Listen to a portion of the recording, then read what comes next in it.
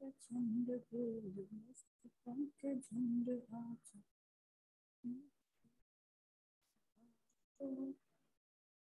आरंभ है प्रचंड बोल मस्त पंख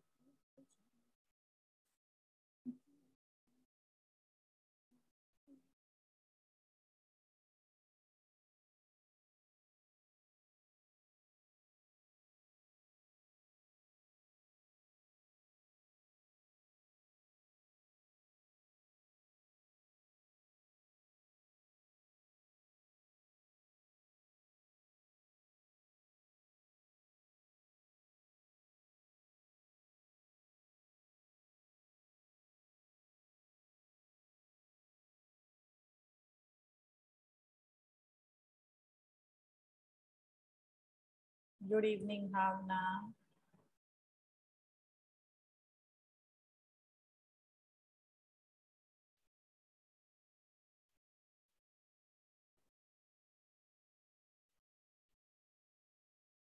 भावना बेटा अपना वीडियो ऑन करिए जरा। भावना बेटा वीडियो ऑन करना।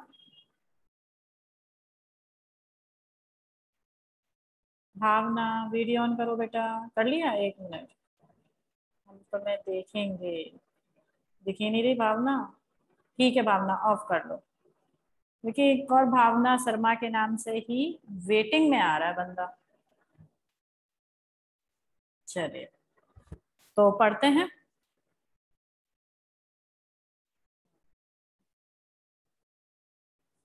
Very good evening and Jai Hind. चलिए तो हम लोग बेटा इनहेरिटेंस एंड वेरिएशन वाला जेनेटिक्स का चैप्टर पढ़ रहे थे।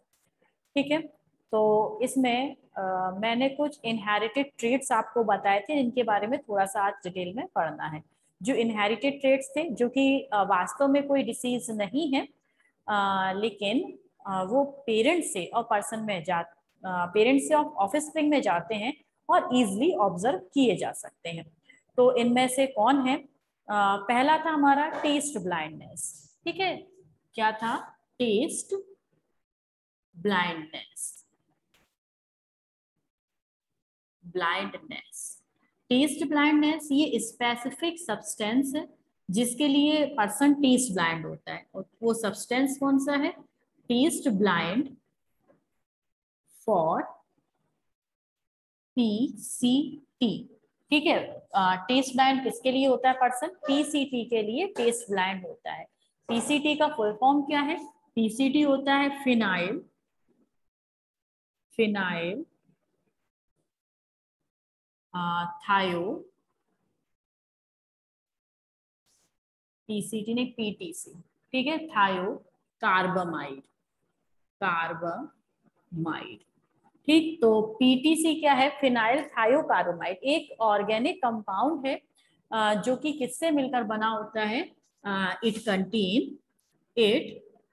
Contain carbon, hydrogen and sulphur. ठीक है, इसमें क्या प्रेजेंट होता है? कार्बन होता है, हाइड्रोजन होता है, सल्फर होता है। तो पीटीसी क्या है? फिनाइल थायोकार्बामाइड एक ऐसा सब्सटेंस है जिसको केवल कुछ पर्सन, कुछ तो नहीं, 70% लोग इसको टेस्ट कर सकते हैं और 30% लोग इसको टेस्ट नहीं कर सकते। तो यहाँ पर हम इस पॉइंट को भी लिख सकते हैं कि only 30% people are taste blind for this component. ठीक है, इस कंपोनेंट के लिए 30% पीपल कैसे होते हैं? टेस्ट ब्लाइंड होते हैं।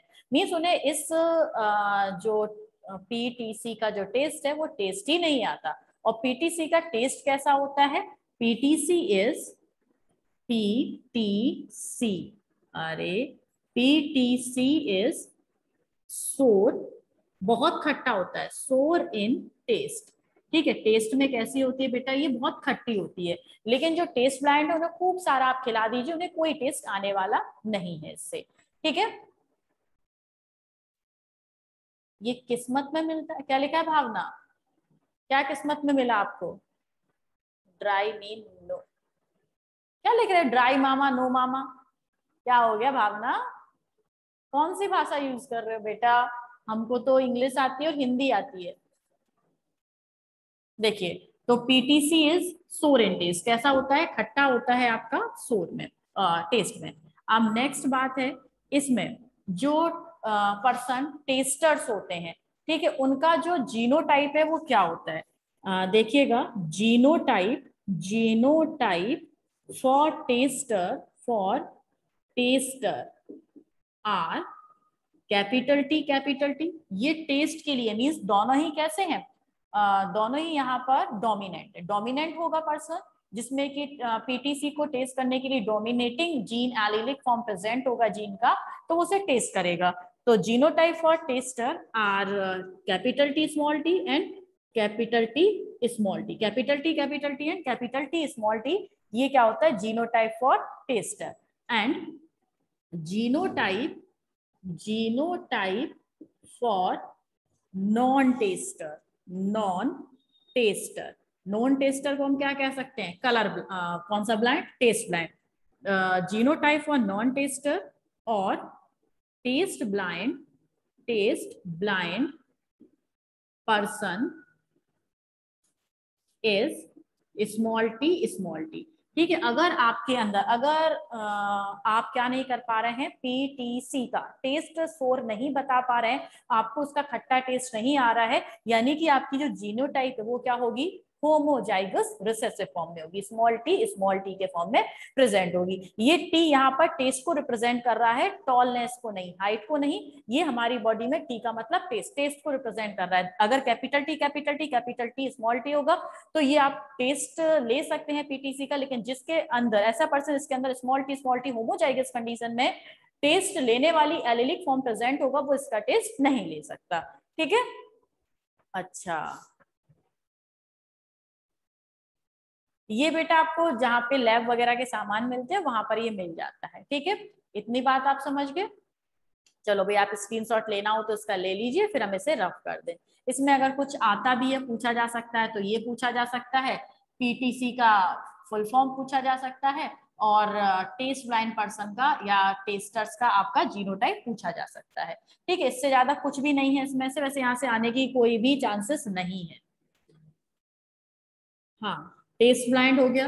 अब इसके अलावा नेक्स्ट टॉपिक है, और ये डिस्कवर किया था 1931 में। टेस्ट ब्लाइंडनेस है ना, टेस्ट ब्लाइंडनेस, ये 1931 में साइंटिस्ट थे हमारे ए फॉक्स। ठीक है, इन्होंने डिस्कवर किया था। साइंटिस्ट थे ए फॉक्स, लोमड़ी वाला फॉक्स। ठीक है, तो साइंटिस्ट की ये सरनेम है ए फॉक्स। उन्होंने 1931 में टेस्ट ब्लाइंडनेस जैसी एक जेनेटिक इनहेरिटेड जो कैरेक्टर है, ट्रेट है, उसे सबके सामने लेकर आए थे। ठीक है, नाम याद रख लेना इनका। अब नेक्स्ट आते हैं अपना टॉपिक पॉलीडेक्टाइली। कौन सा है? पॉलीडेक्टाइली।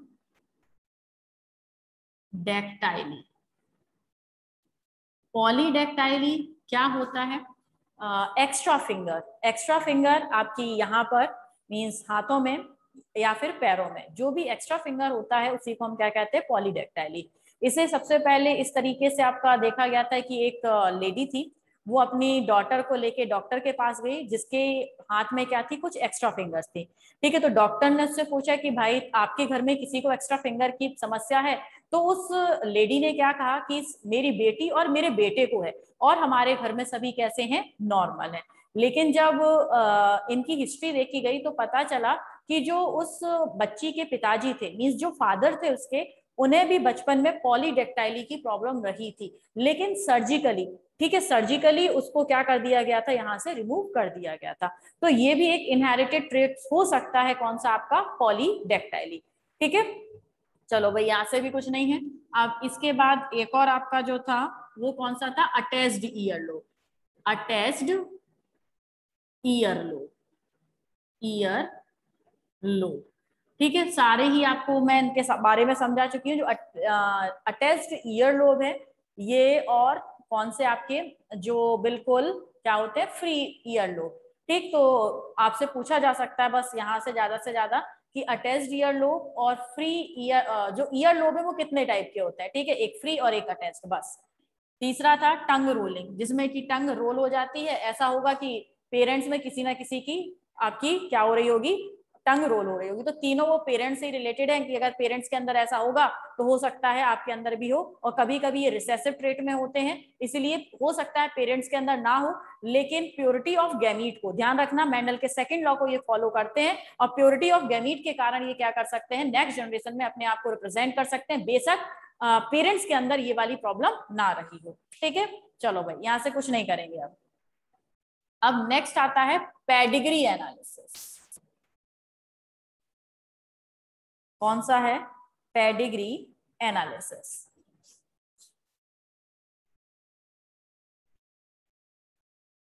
पेडिग्री,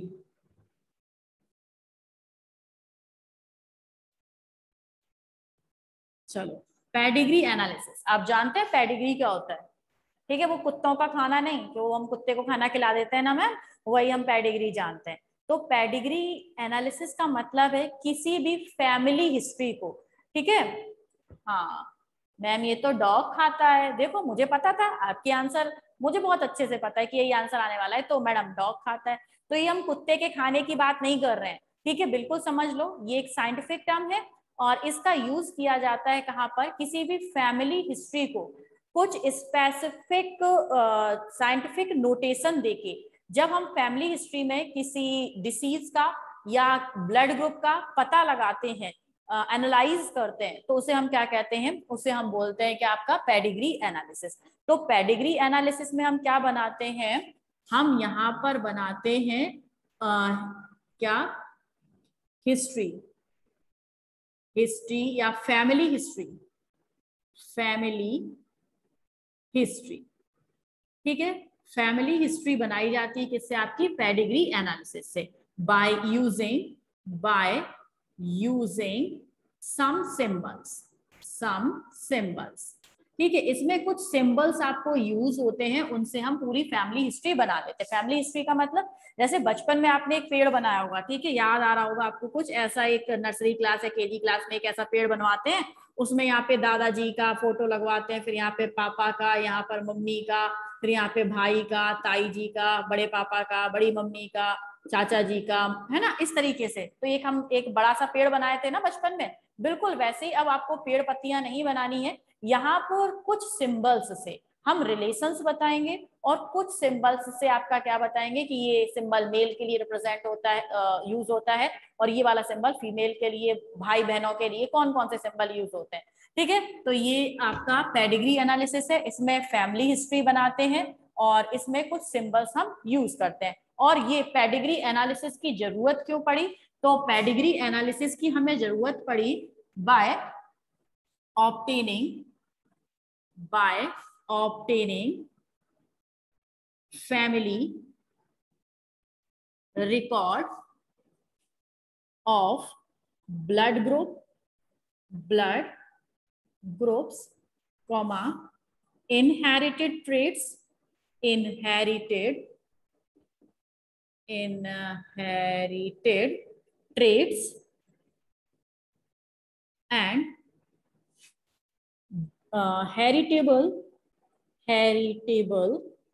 diseases, ठीक है। इससे हमें क्या पता लगता है कि हमारा अगर ब्लड ग्रुप ओ है, तो हमारे पेरेंट्स का ब्लड ग्रुप क्या होगा, हमारे अंदर ओ ब्लड ग्रुप के जीन्स कहाँ से आए, पापा से आए या मम्मी से आए, पापा मम्मी में उनके हमारे दादा दादी से आए या नाना नानी से आए, ठीक है। तो ये किसी भी फैमिली हिस्ट्री का पता लगाना और फैमिली हिस्ट्री में उनके ब्लड ग्रुप का पता लगाना या उनके किसी इनहेरिटेड ट्रेट्स का, जैसे इनहेरिटेड ट्रेट्स इसीलिए मैंने आपको पहले समझा दिए, जैसे कि टंग रोलिंग, आपकी टंग रोल हो रही है, ठीक है, और आपकी मम्मी की टंग रोल हो रही है, फिर मम्मी की परिवार में मीन्स नाना नानी के परिवार में किसकी टंग रोल होती थी। तो इस तरीके से हम क्या कर सकते हैं, पूरा लास्ट तक एनालाइज कर सकते हैं कि जो हमारे अंदर इस टंग रोलिंग वाला कैरेक्टर आया वो कहाँ से आया, मम्मी से आया, फिर नानी से आया, नानी की मम्मी से आया। तो इस तरीके से कैरेक्टर्स हम लिख लेते हैं और आपको पता लग जाएगा, ठीक है।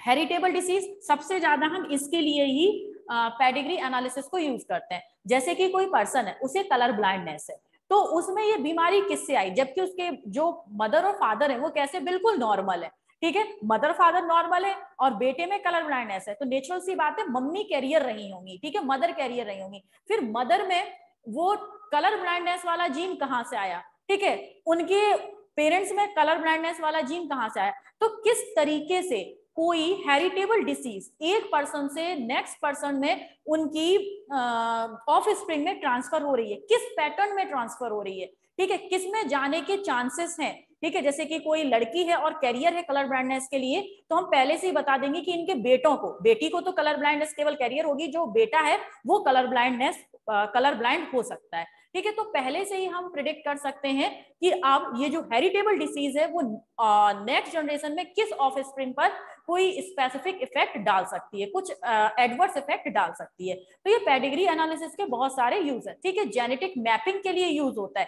हमारे अंदर जो कैरेक्टर्स हैं बहुत अच्छे कैरेक्टर्स हैं, तो ये कैरेक्टर्स मेरे किस से मिलते हैं, मेरी मदर से मिलते हैं, मेरे फादर से मिलते हैं, अगर मेरे फादर से मिलते हैं तो फादर को ये कैरेक्टर कहाँ से मिले, ठीक है, कहाँ से ये स्पेसिफिक कैरेक्टर वाला ट्रेट चल के आया। इनफैक्ट आप जैसे कि हेयर टेक्सचर की बात कर सकते हैं, किसी के कर्ली हेयर होते थे, कर्ली हेयर वाले कहाँ से आए, मेरे पिताजी के, पापा जी के कर्ली हेयर है, उसके बाद मेरी दादी जी के कर्ली हेयर थे, यानी कि मेरे अंदर जो ये कर्ली हेयर वाला एक स्पेसिफिक कैरेक्टर आया वो कहाँ से आया, मेरी दादी से आया, मीन्स मेरी दादी से कुछ कैरेक्टरिस्टिक मैच करते हैं, ठीक है। आई थिंक आप समझे होंगे कि इनका यूज हम क्यों करते हैं, इजिली पता लगाने के लिए इनहेरिटेड ट्रेट्स का, डिसीजेस का और ब्लड ग्रुप्स एक्सेट्रा का। ओके चलिए हो गया, आपने लिख लिया होगा। अब इसमें कुछ सिंबल्स हैं, कुछ हैं जिन्हें हम इसमें यूज करते हैं। देखिए इसमें सबसे पहले सिंबल से पहले हम जहां से इसे बनाना स्टार्ट करते हैं, तो जो बिगनर है, ठीक है, बिगनर है किसका, पेडिग्री एनालिसिस का, चाहे वो मेल हो या फीमेल हो, उसे हम क्या बोलते हैं, प्रोबैंड, जरा नाम याद रखना, ठीक है, जहां से फैमिली हिस्ट्री, फैमिली प्लांट बनाना स्टार्ट करते हैं, फैमिली हिस्ट्री स्टार्ट करते हैं, जैसे हमने दादाजी से स्टार्ट की, तो दादाजी हमारे कौन हो गए, प्रोबैंड। तो इसे साइंटिफिक लैंग्वेज में जो बिगनर्स होते हैं उन्हें हम क्या कहते हैं बेटा, प्रोबैंड कहते हैं, समझ गए क्या कहते हैं, प्रोबैंड कहते हैं, ठीक है। अब इस फैमिली हिस्ट्री में जितने भी मेल होंगे, ठीक है, मेल को हम क्या बोलते हैं, प्रोपोसिटस, क्या बोलते हैं, प्रोपोसिटस, ठीक है। फैमिली हिस्ट्री में जैसे मेरा भाई है, मेरे पापा हैं, ठीक है, मेरे चाचा जी हैं, मेरे ताऊ जी हैं, तो जितने भी मेल पर्सन है उन सबको क्या बोला जाएगा, प्रोपोसिटस बोला जाएगा, ठीक है। सिंबल अभी आगे बताऊंगी क्या कहते हैं, प्रोपोसिटस कहते हैं। और फीमेल, जितने भी फीमेल मेंबर हैं, फीमेल, उन्हें हम क्या बोलते हैं, प्रोपोसिटा, प्रोपोसिटा, ठीक है, क्या बोलते हैं, फीमेल को हम बोलते हैं प्रोपोसिटा,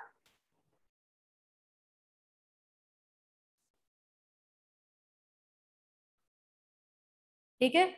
और इनके जो बच्चे होते हैं, मीन्स इसमें अगर मेल और फीमेल इनकी शादी हो जाती है और इनके जो बच्चे होते हैं उन्हें स्पेशली क्या बोला जाता है, सिबलिंग्स, ठीक है, ये तो आप खैर जानते होंगे सिबलिंग्स क्या होते हैं, हिंदी में सहोदर बोलते हैं, सगे भाई बहन, ठीक है, तो सगे भाई बहन, जैसे मेरे पापा की भाई बहन, मेरी बुआ, मतलब पापा के भाई बहन कौन है, मेरी बुआ हुई, चाचा जी हुए, तो वो सारे सिबलिंग है, चाचा पापा बुआ ये सिबलिंग, मैं, मेरी बहन, मेरा भाई, हम आपस में सिबलिंग हैं, ठीक है, जो सेम यूट्रस से बॉर्न होता है वो सिबलिंग कहलाते हैं। बात समझ गए इतने, चलिए। और जो सिंपल आपको नहीं पता है, किसी का बच्चा है, उसे हम किंडर्ड बोलते हैं, ठीक, मीन्स जैसे कि मैं हूं और मेरे चाचा जी का, जैसे हम कजन बोलते हैं ना, तो यहाँ पर उसे क्या बोला जाता है, किंडर्ड, क्या बोला जाता है, किंडर्ड, बस याद रख लेना, कोई बड़ी बात नहीं है किंडर्ड याद रखना। तो जो फैमिली हिस्ट्री का बिगनर होता है उसे हम प्रोबैंड कहते हैं, मेल को प्रोपोसिटस कहते हैं, फीमेल को प्रोपोसिटा कहते हैं, और जो इनके बच्चे होते हैं उन्हें हम क्या बोलते हैं, सिबलिंग्स बोलते हैं, और जो कजन्स वगैरह होते हैं, बच्चे ही हो कोई, ठीक है, लेकिन वो कजन को बच्चा होना चाहिए, तो उसे हम क्या बोलते हैं, किंडर्ड बोलते हैं। आई थिंक आप समझे होंगे, इसका स्क्रीनशॉट लो, रफ करो में से।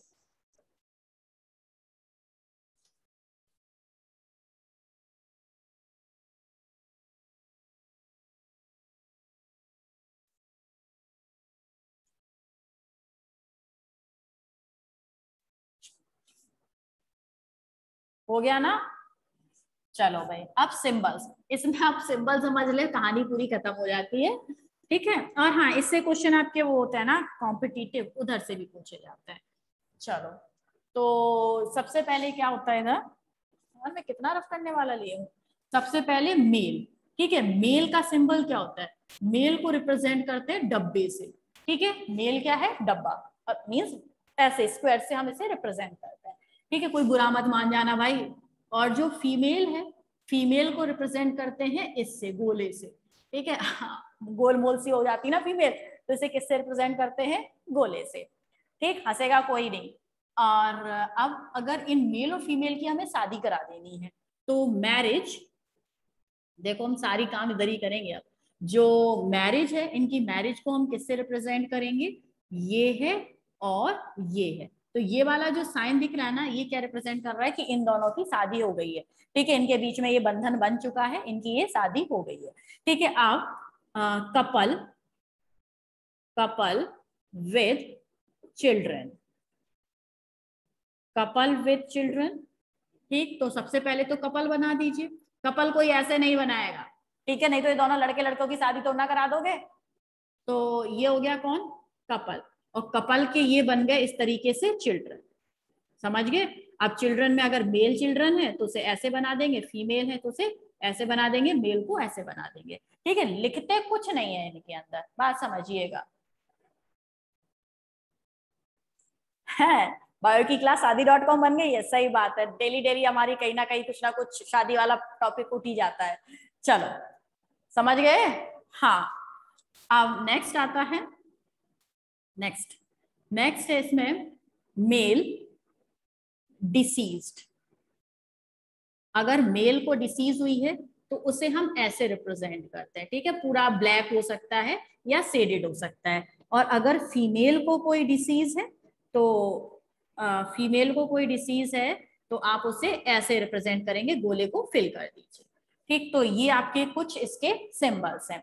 और सिंबल्स क्या हैं, जैसे कि इसी में आपको हम बता देते हैं, एक मिनट में सिंबल्स लिख देती हूँ, उठा लाऊं जरा। चलिए, जैसे कि है डाइजाइगोटिक ट्विंस, कैसे लिखूं, ऐसे लिखूं ना, कौन सा है, डाइजाइगोटिक ट्विंस। डाइजाइगोटिक ट्विंस समझते हैं, पहले से ही दो स्पर्म का दो ओवा से फॉर्मेशन हुआ हो। ठीक है, दो स्पर्म का दो ओवा से फॉर्मेशन हुआ हो, लेकिन वो आपस में कैसे हो, ट्विंस हो, तो उसे हम डाइजाइगोटिक, दो जाइगोट से ट्विंस बने, डाइजाइगोटिक ट्विंस कहते हैं। डाइजाइगोटिक ट्विंस को हम रिप्रेजेंट करते हैं कैसे, ऐसे।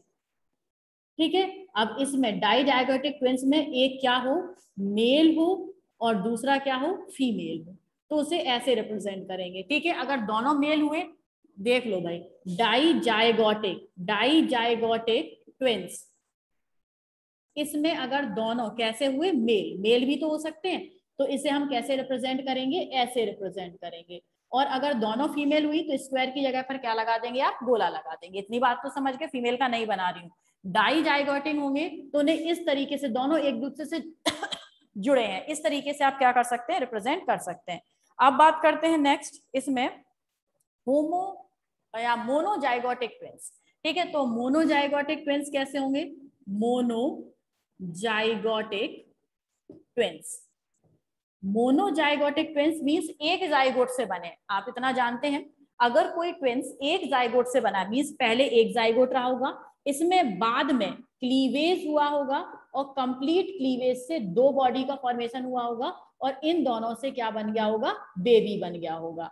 बात समझे ना, तो ये मोनोजाइगोटिक, एक सबसे पहले क्या रहा होगा, एक जाइगोट रहा होगा। और ध्यान रखिएगा, जब भी मोनोजाइगोटिक ट्विंस होंगे तो वो सेम जेंडर के होंगे, दोनों का सेक्स सेम होगा, या तो फीमेल फीमेल होंगे या मेल मेल होंगे। और इन दोनों का जो जेनेटिक मटेरियल यानी कि डीएनए है, वो आपस में काफी ज्यादा मैच कर रहा होगा। किसका, मोनोजाइगोटिक ट्विंस का मींस वो सिंगल जाइगोट से बने, इसमें जितने भी कैरेक्टरिस्टिक होंगे वही तो आपके डिवाइड हुए, यानी कि दोनों का डीएनए ज्यादा मिलता होगा इन कंपैरिजन टू ये। इनके डीएनए तो नॉर्मली आपस में मैच नहीं करते, शकल भी जो सबसे ज्यादा एक दूसरे की मैच करती है वो मोनोजाइगोटिक ट्विंस की मैच करती है, और डाइजाइगोटिक ट्विंस की शकल वगैरह मैच नहीं करती, इनफैक्ट उनके सेक्स भी अलग अलग हो जाते हैं, एक मेल है तो दूसरा फीमेल भी हो सकता है। बात समझे इतनी?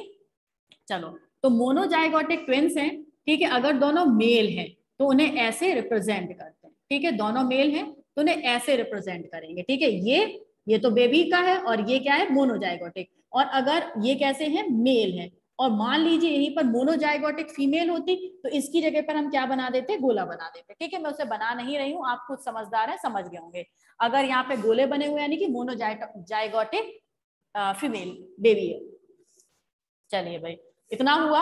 अब इसके अलावा इसमें और कौन कौन से हो सकते हैं, अगर कुछ ऐसा मीन्स यहाँ पर लिख दूं सेक्स अनस्पेसिफाइड, तो उसे हम बनाते हैं ऐसा, ठीक।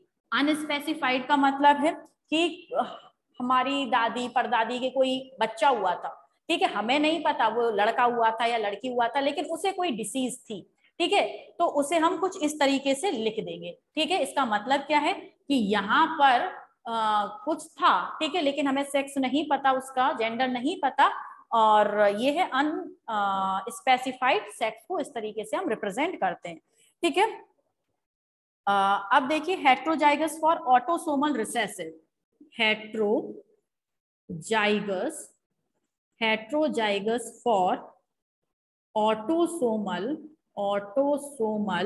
रिसेसिव, ठीक है, ये बहुत सारे हमने ट्रेट्स पढ़े हैं, उनमें अगर मेल है तो मेल को रिप्रेजेंट करते हैं ऐसे आधा सेडेड, और अगर फीमेल है तो उसे रिप्रेजेंट करते हैं बेटा ऐसे आधा सेडेड।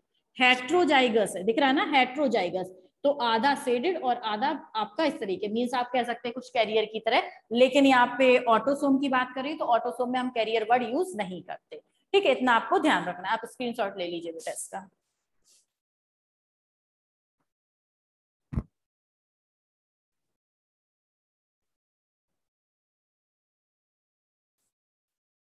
हो गया, रफ कर दूं?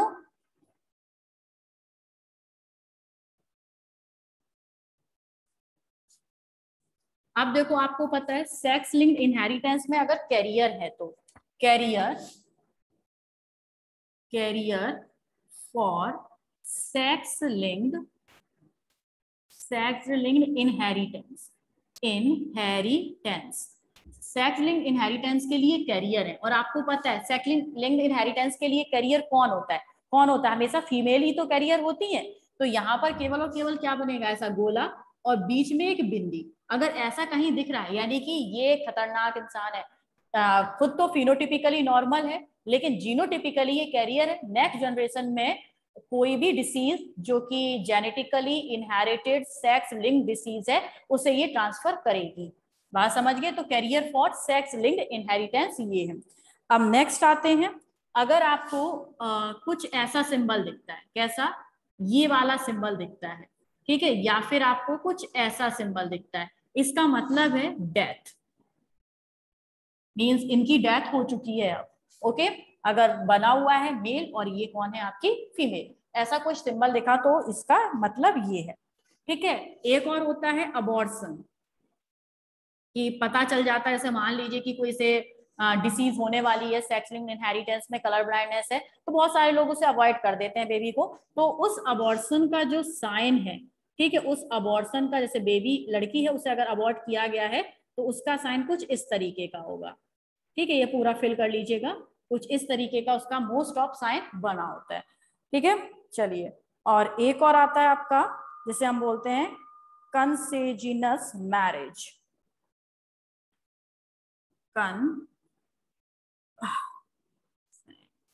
जीनस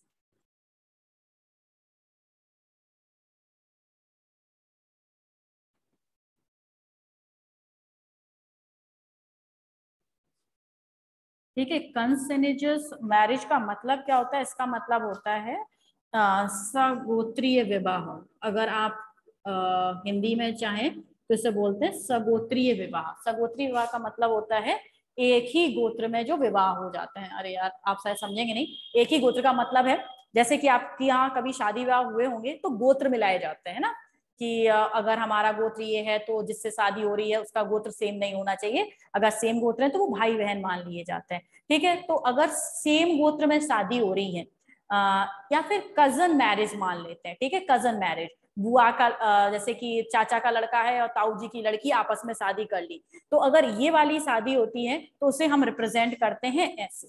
ठीक है, ये डबल आ रहा है ना, ये अगर नॉर्मल शादी होती है तो नॉर्मल शादी को तो हम ऐसे करते हैं, और कंसिजनस मैरिज होती है तो उन्हें हम रिप्रेजेंट करते हैं कैसे, इसके बीच में ये डबल साइन बना देते हैं। मींस ये कजन्स के बीच में शादी हो रही है जो आपस में बहुत पास के ब्लड रिलेटेड है। और ये वाली जो शादियां है ना, ये शादियां बहुत सारे जेनेटिक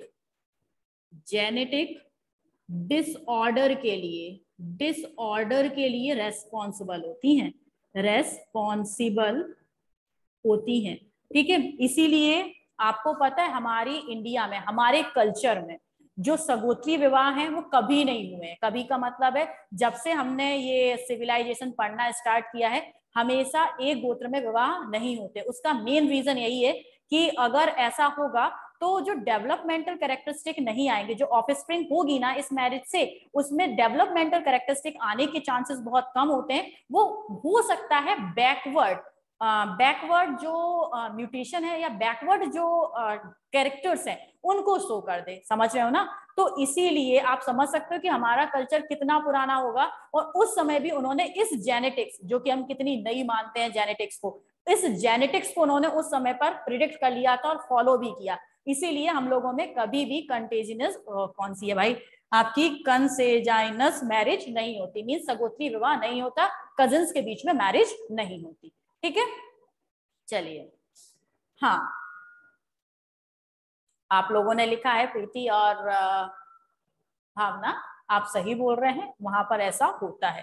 ठीक है, कुछ होते हैं हमारे क्या बोल सकते हैं रिलीजन्स जहां पर ये विवाह हो जाते हैं इस टाइप के, लेकिन हम लोगों में नहीं होते। और इसका मेन रीजन ये है जेनेटिक डिसऑर्डर। इसके लिए इससे बहुत सारे जेनेटिक डिसऑर्डर आ सकते हैं। मींस प्रोजेनी अच्छी नहीं बनेगी, खराब ही बनेगी। हो सकता है हाथ पैरों से सही हो लेकिन मेंटल डिसऑर्डर हो, पागल नहीं हो, तो कुछ ऐसे काम करते हो जो कि सोसाइटी के लिए अच्छे ना हो। ठीक है, ऐसे काम करते हो जिससे कि उनका घर में ही अच्छा काम धंधा ना चलता हो, समथिंग कुछ भी हो सकता है। ठीक है, तो इस तरीके के वो क्या कर सकते हैं, जेनेटिक डिसऑर्डर रेस्पॉन्सिबल होते हैं। ठीक है, चलिए समझ गए। चलो भाई इसका स्क्रीनशॉट लो।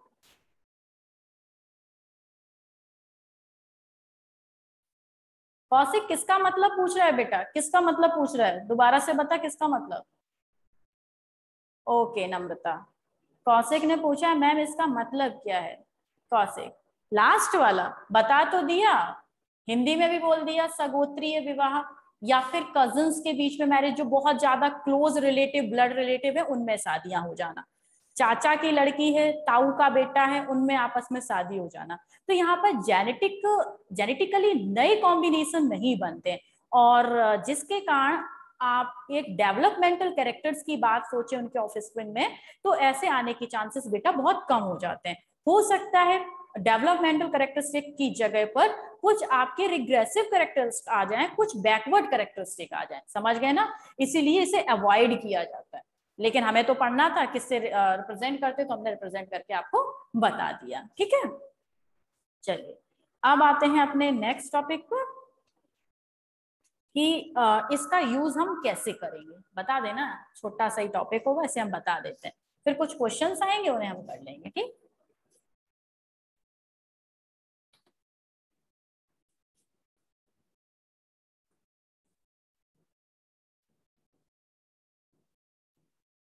देखिए तो किसी डिसीज में बताते हैं, जैसे कि हम कलर ब्लाइंडनेस में बता देते हैं आपको, कलर ब्लाइंडनेस। ठीक है, कलर ब्लाइंडनेस में इसका यूज कैसे करेंगे, तो देखो जो फीमेल है, फीमेल कैसी मान लेते हैं हम, नॉर्मल मान लेते हैं, फीमेल है नॉर्मल। नॉर्मल का मतलब XX, और इसका जो क्रॉस कराते हैं इसका करा देते हैं डिसीज्ड मेल से। डिसीज्ड मेल कलर ब्लाइंडनेस के लिए है, तो XCY यही होगा। अब देखो आप एक बड़ा अच्छा बढ़िया सा तरीका पुनेट स्क्वायर बनाते हैं, यहाँ पर फीमेल को लिखते हैं, यहाँ पर मेल को लिखते हैं। फीमेल है XX और मेल है XCY। ठीक है, नॉर्मल आप सीख चुके हैं। इसी को हमें पेडिग्री एनालिसिस में जब शो करेंगे सिंबल्स में तो कैसे करेंगे वो बता रही। तो पहले इसे बना लीजिए XCX, इसे करेंगे तो आपका क्या हो जाएगा XY और इसे XY। अब आपको इसे रिप्रेजेंट करना है, तो सबसे पहले मेल और फीमेल बना लो। ये फीमेल बना ली और ये मेल बना दिया। ठीक है, यहाँ पर फीमेल नॉर्मल है, नॉर्मल बना दी, और मेल डिसीज्ड है तो डिसीज के लिए ये सिंबल बना दिया। हो गया, इतना समझे आप। अब इसके बाद इन दोनों की शादी हुई और इनके बच्चे हुए 4। ठीक है, मान लेते हैं इनके 4 बेबी हैं।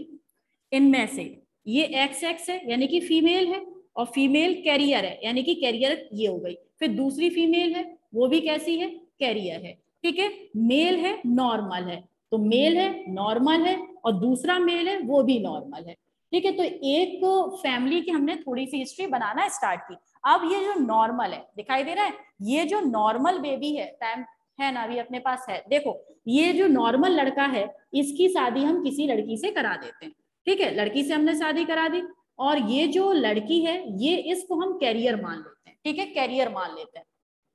अब लड़की को कैरियर माना तो इसके जो बेबी होंगे, ठीक है, उनमें क्या होगा, तो पहले आपको ये स्क्वायर बनाना पड़ेगा। किसके लिए, मेल नॉर्मल है तो मेल नॉर्मल के लिए क्या बनेगा आपका X, डायरेक्ट बना रही हूं मैं यहाँ पर XY, और फीमेल कैरियर है तो XCX क्या होगा, XCX XX और XCY और यहाँ पर XY। तो ये female carrier, female normal, male diseased और मेल नॉर्मल। तो यहाँ पर फीमेल कैरियर, फीमेल नॉर्मल बना लिया, मेल डिसीज्ड, इनका बेटा क्या है डिसीज्ड है तो ये मैंने डिसीज्ड कर दिया, और दूसरा कैसा है नॉर्मल है तो ये मैंने ये दूसरा नॉर्मल बना दिया। तो ये क्या बन गया, एक पूरी फैमिली हिस्ट्री बन गई। इसमें आपको पता चल गया कि ये बच्चा डिसीज्ड या कैसे हुआ, या ये नॉर्मल कैसे हुई लड़की, ये नॉर्मल ऐसे हुई क्योंकि इसके पिताजी नॉर्मल थे, और ये पिताजी नॉर्मल क्यों हुए, क्योंकि इनकी माताजी नॉर्मल थी। बात समझ रहे हो तो ना। ठीक, तो ये इस तरीके से आपकी पूरी फैमिली हिस्ट्री बना सकते हैं। इसे बनाने के लिए आपको ये भी आने चाहिए पहले। ठीक है, अगर आपको ये आते हैं तो इसको बस आपको सिंबल्स में रिप्रेजेंट करना है, और सिंबल्स तो आप समझ गए। किसी ने जिसने पेडिग्री एनालिसिस ना पढ़ा हो उसे ये सिंबल ला के दे देना और कहना अब इसे समझा दे बेटा, तो क्या कहेगा भाई ये क्या गोले हैं, गोले में बिंदी है, ये क्या क्या बना दी डिजाइन। ठीक है, तो ये केवल बायोलॉजी वालों के लिए ही है कि जो इसे समझ सकते हैं केवल वही समझदार हैं, वरना बाकियों के लिए तो ये स्क्वायर और गोलों के अलावा कुछ भी नहीं है। समझ गए, स्क्रीनशॉट लीजिएगा।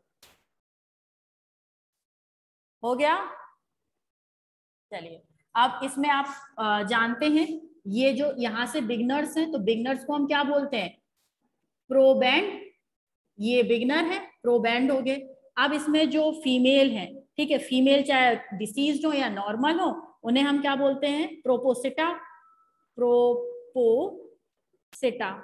ठीक है, और मेल को हम क्या बोलते हैं, प्रोपोसिटस। ठीक है, तो ये रहे अपनी पूरी कहानी, कौन प्रोपोसिटस है, कौन प्रोपोसिटा है और कौन प्रोबैंड है। यहाँ से हिस्ट्री स्टार्ट हुई, प्रोबैंड है, लड़कियां हैं प्रोपोसिटा हैं, और जो जितने भी लड़के दिखाई दे रहे हैं चाहे वो डिसीज्ड हो या फिर नॉर्मल हो वो सब क्या है, प्रोपोसिटस है। चलिए बेटा, ठीक है, इतना आप समझ गए हैं, स्क्रीनशॉट ले चुके हैं। तो अब नेक्स्ट मिलते हैं हम नेक्स्ट टॉपिक के साथ कल। तब तक के लिए good bye and Jai Hind, bye bye.